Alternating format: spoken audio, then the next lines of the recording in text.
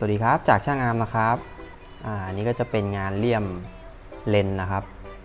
เลนขยายนะครับแกนสีเรืองแสงนะครับอันนี้ตอนเขาอยู่ที่สว่างสีเขาจะเป็นแบบนี้นะครับก็ยังสวยอยู่นะครับเดี๋ยวพอไปอยู่ที่มืดนะครับเขาจะมีแสงแบบนี้นะครับท่านใดสนใจงานเลี่ยมพระก็ติดต่อสอบถามเข้ามาได้นะครับก็อย่าลืมกดติดตามกดไลค์กดแชร์เป็นกำลังใจให้ด้วยนะครับขอบคุณครับ